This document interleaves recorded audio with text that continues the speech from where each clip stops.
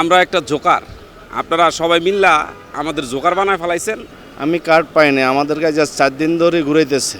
এটা দেখা যায় এটা আরো বড় কিছু ঝগড়া সৃষ্টি হবে। এইভাবে যদি আমাদের সবাইকে উঠায় দেয় তাহলে একবারে কিন্তু বাংলাদেশে ঢাকা শহরে 8 থেকে 10 লাখ লোক বেকার হয়ে যাবে।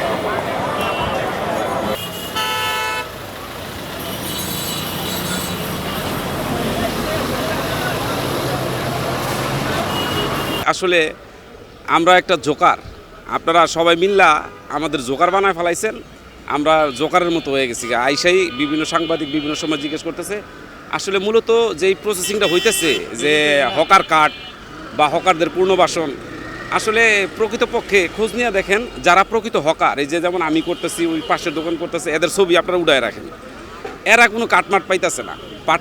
কাঠগুলি পাইতেছে বা পাইবো এরকম একটা ভুক্তভোগী সুবিধাভোগী লোকজন যারা মুখোশের আড়ালে, প্রকৃতপক্ষে হকার যারা, এরা একজনও কাঠ পাইতেছে না।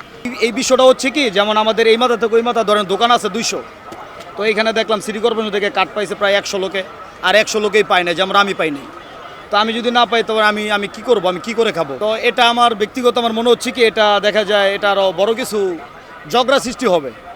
দেখা যায় এমন কি হতে পারে, মারামারি সৃষ্টি হতে পারে। সরকারের উদ্দেশ্যটা এখন যে উদ্দেশ্যটা নিয়েছে এটা আমি মনে করি খুব ভালো, কারণ পুনর্বাসন হকার চায়, পুনর্বাসন ছাড়া হকার উচ্ছেদ চলবে না। কারণ এটা তো আমার একার কথা না, এটা হচ্ছে এখানে গুলিস্তানে যে 20,000 হকার আছে সবার একই কথা, আগে পুনর্বাসন তারপর হকার উচ্ছেদ। এই ফুটপাতে এগুলা কিন্তু বিগত 2, 4, 15 বছর 20 বছর ধরে মানুষ দোকানদারি করতেছে। আর যানজট কিন্তু ঢাকা শহরে আপনি যদি ফুটপাতে উঠায় দেন তারপরে কিন্তু নিরসন হবে না।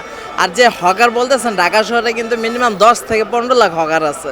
তো তাদের যদি এভাবে উঠায় দেন, বিতাড়িত করেন, তাদের কিন্তু একটা পুনর্বাসন ছাড়া উঠায় দিলে তাদের ফ্যামিলিতে এটার ইফেক্টটা পড়বে। কারণ একটা ফ্যামিলি মেম্বার দ্বারা 3টা 4টা মানুষ চলাফেরা করে, সংসার আছে। ধরেন আমার বাবা মা আছে, ভাই বোন আছে, তো আমি যে এখানে দোকানদারি করতেছি, ব্যবসা করতেছি, এটার মাধ্যমে আমার সংসারটা চলতেছে। তো এইভাবে যদি আমাদের সবাইকে উঠায় দেয় তাহলে একবারে কিন্তু বাংলাদেশে ঢাকা শহরে 8 থেকে 10 লাখ লোক বেকার হয়ে যাবে। তো বেকার হয়ে গেলে কিন্তু সরকারের উপর একটা চাপ হবে যে এত মানুষদের কোথায় কর্মসংস্থান দেবে। আমি কার্ড পাইনি, আমাদের কাছে জাস্ট 4 দিন ধরে ঘুরাইতেছে। তা লাস্ট ডেট দিছে আগামীকাল, যার কারণে 4 দিনে আমাদের দোকান বন্ধ ছিল, এই আর কি।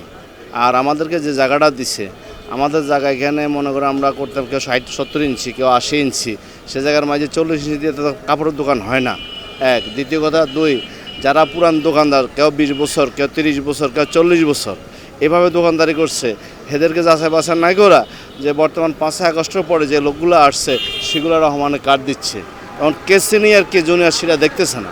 ভাই গাড়িরও ভোগান্তি হয়, মানুষের দমজট হয়, সবারই ক্ষতি হয়। আর আমরা কী করুম ভাই, আমরা তো নিরীহ মানুষ, গরিব মানুষ, পেটের দায়ে আমরা রাস্তায় আসছি।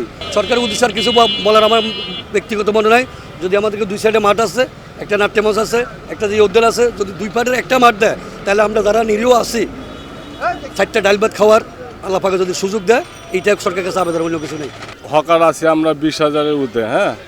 আর কার্ড দেওয়া হয়েছে 1 থেকে 150 লোকে, তাই না? তো এই 1 থেকে 150 কার্ড দিয়ে উদ্বোধন করছে আরও অনেক, প্রায় আমার জানা মতে 10,000-এর মতন আইডি, এই যে ভোটার আইডি কার্ডের ফটোকপি নেওয়া হয়েছে। হ্যাঁ, আসলে কি নেওয়া হয়েছে কার্ড দিবে বলে? ভোটার আইডি কার্ডের ফটোকপি, কত বছর যাবত দোকানদারি করি, হ্যাঁ, আর মোবাইল নাম্বার।